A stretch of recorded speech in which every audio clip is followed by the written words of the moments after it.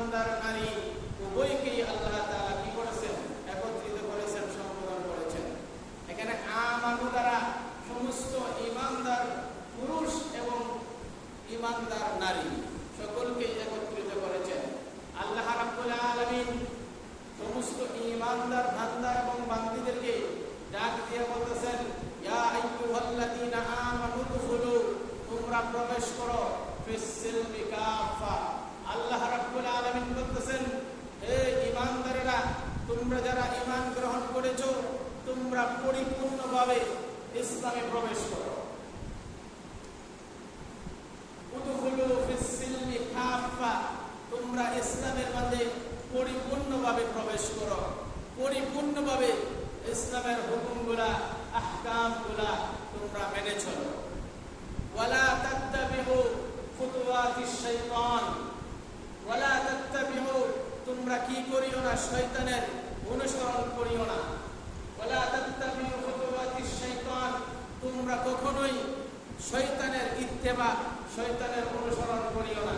ইন্নাহু লাকুম আদুউম মুবিন, কেননা নিশ্চয়ই শয়তান তোমাদের প্রকাশ্য শত্রু।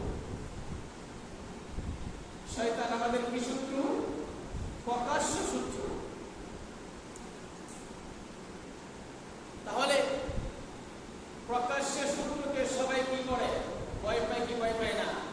তাহলে আল্লাহ বলতেছেন শয়তান তোমাদের প্রকাশ্য শত্রু না বন্ধু? শয়তান আমাদের বন্ধু না শত্রু? শত্রু।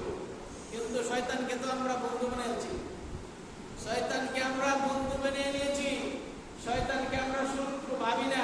শয়তানকে আমরা মনে করি শয়তান তো আমাদের বন্ধুই, শয়তান আমাদের সাথে চলতেছে, শয়তান আমাদের সাথে ফিরতেছে, শয়তান আমাদের সাথে খাইতেছে, শয়তান আমাদের সাথে নামাজ পড়তেছে, শয়তান আমাদের সাথে রোজা রাখতেছে, শয়তান আমাদের সাথে দুনিয়াবি সব কাজ করতেছে কিনা? করতেছে না? করতেছে। তাহলে একজন মানুষ আরেকজন মানুষের সাথে কখন থাকে?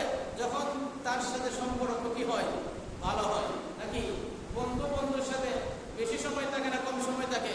অবশ্যই বেশি সময় থাকে। তাহলে শয়তান আমাদের সর্বক্ষেত্রে আমাদের সাথে সাথে আছে কিনা? নাই, আছে। যদিও আল্লাহ রাব্বুল আলামিন শয়তানকে মানুষের রন্ধ্রে রন্ধ্রে প্রবেশ করার এরকম ভাবে শক্তি এবং পাওয়ার দিয়েছে, কিন্তু পরিপূর্ণ ঈমানদার এবং পরিপূর্ণ মুমিন যারা, তাদের ধারে কাছেও শয়তান আসতে পারে না। পারে নাকি? যেমন হযরতে ওমর রাদিয়াল্লাহু তাআলা আনহুর ব্যাপারে কথা আছে যে ওমর রাদিয়াল্লাহু তাআলা আনহুকে শয়তান দেখলেই দৌড় দিত। শয়তান এদিক দিয়ে আসতেছে, সামনে দেখে ওমর, শয়তান অন্য রাস্তায় চলে যেত। সুবহানাল্লাহ। তাহলে ওমর কেমন ঈমানদার ছিল যে শয়তান তার ধারে কাছে আসবে তো এই কথা, দু চোখে দেখবার আগে সে অন্য রাস্তায় পলাইত। ওমরও তো ঈমানদার আর আমরাও তো কি ঈমানদার। আমাদের সাথে শয়তান 24 ঘন্টায় চলে, আর ওমর তথা সাহাবায়ে কেরামকে শয়তান দেখলেই পলায়ন করত। তাহলে আল্লাহ যে বলতেছেন ইন্নাহু লাকুম আদুউম মুবিন, শয়তান তোমাদের প্রকাশ্য শত্রু। এখন শয়তানকে তো আমরা বন্ধু বানিয়ে নিয়েছি। বন্ধু বানাইলে হবে না, শয়তানকে আমাদেরকে কি ভাবতে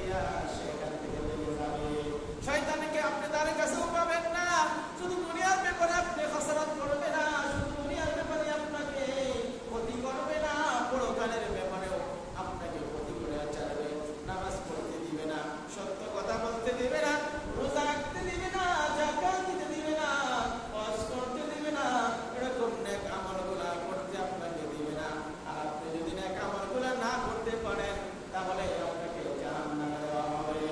আর শয়তানের কোন উদ্দেশ্য থাকে সমস্ত আল্লাহর বান্দাদেরকে জাহান্নামে দেওয়ার চেষ্টা সাধনা করে। কেননা শয়তান হইল অভিশপ্ত শয়তান। শয়তান ছিল মুআল্লিমুল মালায়েকা, সমস্ত ফেরেশতাদের মুআল্লিম ছিল, শিক্ষক ছিল। আল্লাহ রাব্বুল আলামিনের একটা আদেশ না মানার কারণে শয়তান চিরতরে আল্লাহর দুশমন হয়ে যায়, চিরতরে শয়তান জাহান্নামী হয়ে যায়। শয়তান ওয়াদা করে, ও আল্লাহ, তোমার আদমের জন্য আমি অভিশপ্ত হয়েছি, আদমের জন্য আমি জাহান্নাম থেকে চিরতরে জান্নাত থেকে চিরতরে জাহান্নামী হয়েছি।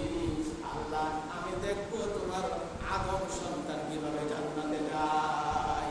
আল্লাহ রাব্বুল আলামিন বললেন, এই শয়তান, তোকে আমি পাওয়ার দিলাম, আমার বান্দাদের ভিতরে ভিতরে রন্ধ্রে রন্ধ্রে তুই প্রবেশ করতে পারবি, এই শক্তি আমি দিয়ে দিলাম। কিন্তু আমার প্রত্যেক ইমানদার যারা যারা ঈমান আনার সাথে সাথে মুসলমান হয়েছে, ঈমান আনার সাথে সাথে পরিপূর্ণ মুসলমান হয়ে গেছে, এই বান্দার দ্বারের কাছে তুই শয়তান যাইতে পারবি না। এলে ঈমানদারদের দ্বারের কাছে শয়তান যাইতে পারবে, কিন্তু ঈমানের সাথে সাথে যারা পরিপূর্ণ মুসলমান হয়ে গেছে তাদের দ্বারের কাছে শয়তান যেতে পারবে না। সম্মানিত উপস্থিতি, আমার তেলাওয়াতকৃত হাদিসের মধ্যে আল্লাহ রাসূল সাল্লাল্লাহু আলাইহি ওয়াসাল্লাম বলেন, লা ইউমিনু আহাদুকুম হাত্তা আকুনা আহাব্বা ইলাইহি মিন ওয়ালিদিহি ওয়া ওয়ালিদিহি ওয়ান নাসি আজমাইন। আমার হাবিব, আপনার হাবিব বিশ্বনবী সাল্লাল্লাহু আলাইহি ওয়াসাল্লাম বলেন, এতক্ষণ পর্যন্ত তুমি পরিপূর্ণ ঈমানদার হতে পারবে না, পরিপূর্ণ হতে পারবে না যতক্ষণ পর্যন্ত আমি রাসূলের মহব্বত তোমার কাছে, তোমার সন্তান, তোমার ছেলে মেয়ে, তোমার মা বাবা, ওয়ান নাসি আজমাইন, সমস্ত পৃথিবীর মানুষ থেকে আমি রাসূলের মহব্বত তোমার অন্তরে যতক্ষণ পর্যন্ত বেশি না হবে ততক্ষণ পর্যন্ত তুমি পরিপূর্ণ মুমিন হতে পারবে না। আর পরিপূর্ণ মুমিন হওয়ার জন্য তোমাকে ইসলাম সাল্লাল্লাহু তাসলিমান মুসলিমুন, তোমাকে মুসলমান হতে হবে।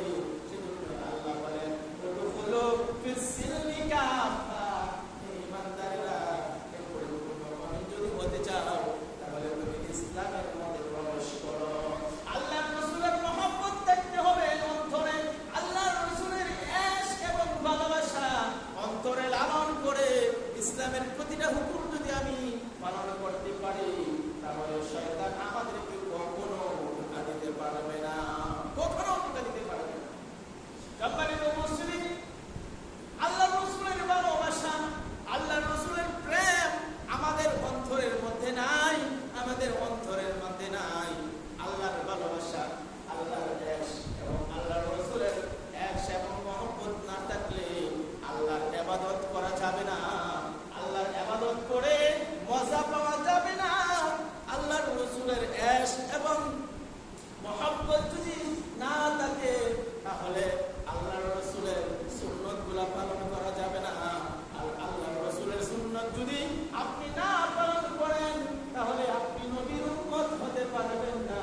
কেননা আল্লাহর রাসূল সাল্লাল্লাহু আলাইহি ওয়াসাল্লাম বলেন, মান আহাব্বা সুন্নতি ফাকাদ আহাব্বানি ওয়া মান আহাব্বানি কানা মাইয়া ফিল জান্নাহ।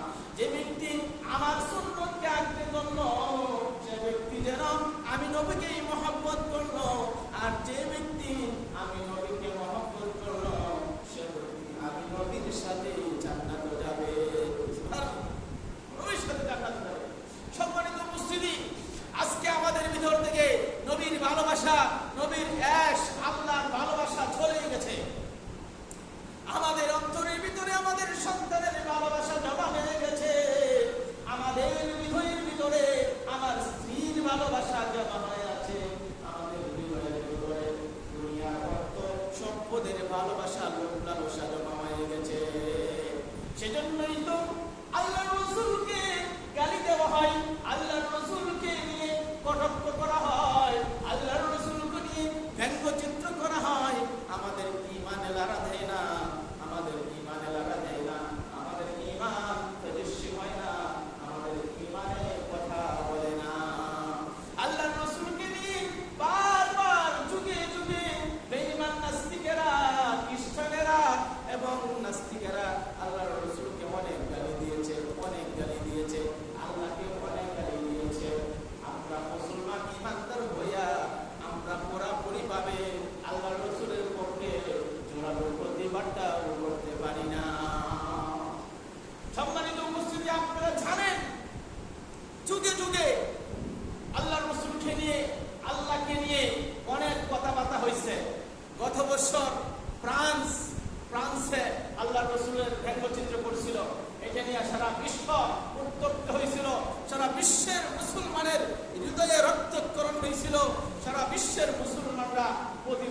কি করছে? অবশ্যই করছে।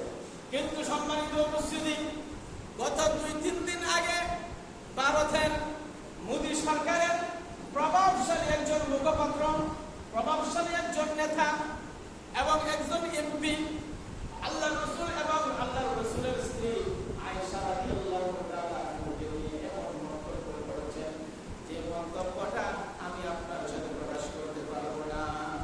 এই মন্তব্য করার কারণে পৃথিবীর 200 কোটি মানুষের হৃদয়ের ভিতরে আঘাত লেগেছে। পৃথিবীর 200 ইমানদারের কলিজায় আঘাত লেগেছে। সে বলেছে কি জানেন নাকি? ওই ভারতের মোদী সরকারের প্রভাবশালী একজন মুখপাত্র, একজন নেতা, একজন মহিলা বলেছে যে আল্লাহ রাসূল সাল্লাল্লাহু আলাইহি ওয়াসাল্লাম নাকি নারী নবী ছিলেন। বলেন নাউযুবিল্লাহ। নারী লিপ্সা ছিলেন, নারী নবী ছিলেন। নাউযুবিল্লাহ বলেন। আল্লাহ রাসূল বলে নারী নবী ছিলেন, নারী লিপ্সা ছিলেন। হযরতে আয়েশা সিদ্দিকা রাদিয়াল্লাহু তাআলা আনহাকে নিয়ে একটা মন্তব্য করেছে। কি মন্তব্য? আমরা জানি হযরতে আয়েশা সিদ্দিকা রাদিয়াল্লাহু তাআলা আনহার যখন বয়স ছিল 6 বছর, কত বছর? 6 বছর বয়স ছিল, তখন আল্লাহর রাসূল আয়েশাকে বিবাহ করেছেন। বলেন সুবহানাল্লাহ। 6 বছর, কয় বছর? বলেন না কেন? কয় বছর বয়স ছিল? কার? আয়েশা, আল্লাহর রাসূলের স্ত্রী।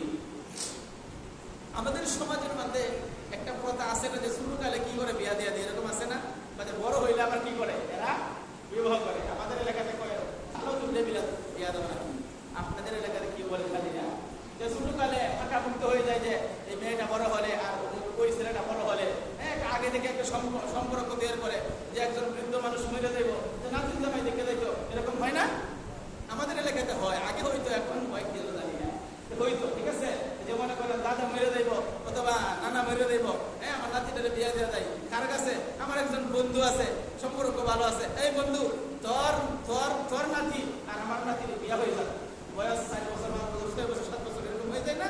পরবর্তীতে যখন বালেগ হবে, আকাল বালেগ হবে, তখন বিয়ে দেওয়া হবে। আল্লাহ রাসূল সাল্লাল্লাহু আলাইহি ওয়াসাল্লামের বিবাহটাও এরকম ছিল। আল্লাহ রাসূল সাল্লাল্লাহু আলাইহি ওয়াসাল্লাম আয়েশা সিদ্দিকাকে ভালোবেসে বিয়ে করেন নাই, সরাসরি বিয়ে করেন নাই। এই বিয়েটা স্বয়ং আল্লাহ রাব্বুল আলামিন করেছে। বলেন সুবহানাল্লাহ। আল্লাহ রাসূল সাল্লাল্লাহু আলাইহি ওয়াসাল্লাম একদিন স্বপ্নে দেখেন, স্বপ্নে দেখতেছেন ঘুমটা পরিহিত একজন সুন্দর রমণী আল্লাহ রাসূলের পাশ দিয়ে হেঁটে যাচ্ছে। আল্লাহ রাসূল স্বপ্ন দেখে বলল, ও ভাই জিবরাইল, ওই মহিলাটাকে সুন্দরী একটা রমণী যে ঘোমটা পরে হিজাব পরে আমার সামনে দিয়ে হেঁটে যাচ্ছে। হযরত জিবরাইল বলল, ওগো আল্লাহর রাসূল, আপনি কি ওই রমণীকে আপনি চিনেন না? ওই রমণী হইল হযরত আবু বকর সিদ্দিক, আপনার জীবনের সবচেয়ে বড় প্রিয় বন্ধু, কাছের বন্ধু আবু বকর সিদ্দিকের কন্যা অর্থাৎ মেয়ে যাচ্ছে। বলেন সুবহানাল্লাহ। আল্লাহর রাসূল বলল, তাহলে এই আবু বকরের কন্যাকে আমাকে কেন স্বপ্নে দেখানো হলো? বলল, আল্লাহর রাসূল, ওই আবু বকরের মেয়েকে আল্লাহ রাব্বুল আলামিন আপনি বিবাহ করে